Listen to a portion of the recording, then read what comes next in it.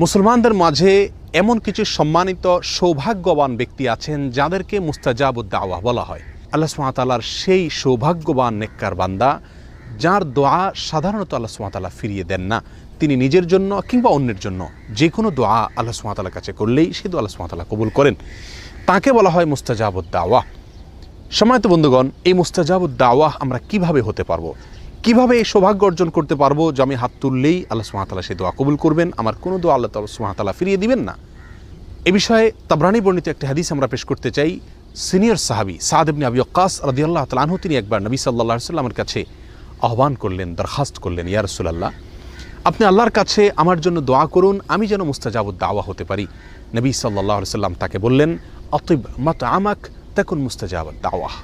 সাদ, তুমি তোমার খাদ্যকে হালাল রাখবে, পবিত্র রাখবে, পরিচ্ছন্ন রাখবে হারাম এবং হারামের লেশ থেকে, তাহলে তুমি মুস্তাজাবুদ দাওয়া হতে পারবে। তাবরানী বর্ণিত হাদিসটিকে মুহাদ্দিসিনের কেউ কেউ যায়িফ বললেও এই বিষয়ে আরও বহু বিশুদ্ধ হাদিস বর্ণিত রয়েছে।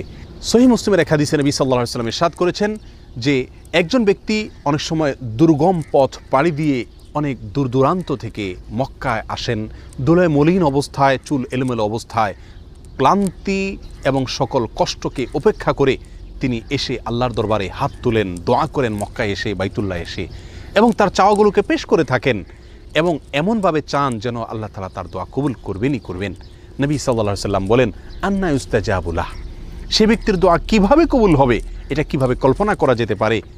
কারণ সে ব্যক্তির দেহ গঠিত হয়েছে হারাম দিয়ে, তার যে সম্পদ তিনি গড়ে তুলেছেন সেগুলোর পিছনে হারাম উপার্জন রয়েছে, হারামের ভূমিকা রয়েছে।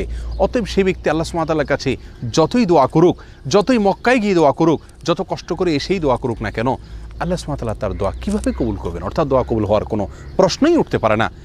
সম্মানিত বন্ধুগণ, এই হাদিস আমাদেরকে যে বার্তা দেয়, আমরা যদি মুস্তাজাবুদ দাওয়া হতে চাই, আমাদের দোয়া আল্লাহ সুবহানাহু ওয়া তাআলা ফিরিয়ে দিবেন না, সকল দোয়া আল্লাহ তাআলা কবুল করবেন, এটা যদি আমরা চাই, তাহলে আমাদেরকে সর্বপ্রধান এবং মূল যে বিষয়টির প্রতি খেয়াল রাখতে হবে সেটি হলো আমার খাদ্য গ্রহণ এবং যে কোনো উপার্জন যেন সম্পূর্ণ হালাল হয়।